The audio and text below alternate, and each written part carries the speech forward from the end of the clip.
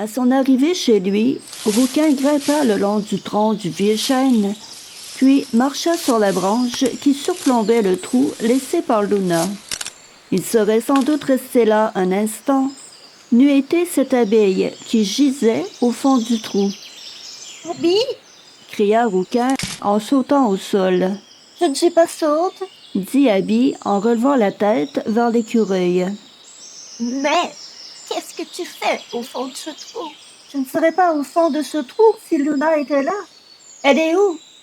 Qu'est-ce qui s'est passé? » « C'est le vent qui l'a déracinée. » « Il faut partir à sa recherche. » « Pas besoin. Elle nous a quittés. » »« Non, elle ne peut pas être partie.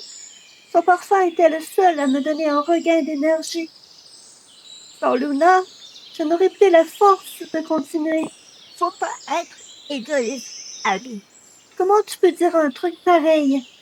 T'as pas de cœur. » »« Oh là, c'est déjà difficile pour moi de la laisser partir. N'en rajoute pas. » »« Rouquin, tu es finalement de retour. Tu en as mis du temps. Comment va Luna? » demanda Vérutil en sortant de terre. « Elle est morte. » »« Luna est morte. Qu'est-ce qui lui est arrivé? » »« C'est à moi que tu demandes ça? Depuis tout à l'heure, tu n'arrêtes pas de me répéter que Luna est morte. » »« Abby, c'est quand la dernière fois que tu as vu Luna? » »« Hier après-midi. » »« Alors pourquoi tu racontes des histoires? Luna est toujours en vie. » »« Tu viens de dire qu'elle nous avait quittés. » »« Oui, elle nous a quittés pour un monde meilleur. » »« Tu l'as bien entendu, Vérutil. Il vient encore de dire que Luna est morte. C'est lui qui n'arrête pas de dire ça. » »« Je n'ai pas dit qu'elle était morte.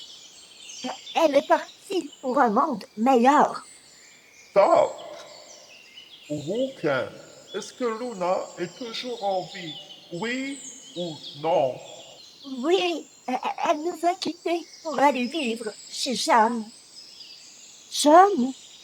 L'apicultrice? » Bien qu'Abby fût soulagée de savoir Luna en vie, elle n'en demeurait pas moins privée de son parfum, le seul à lui insuffler l'élan nécessaire pour amorcer ses journées de butineuse.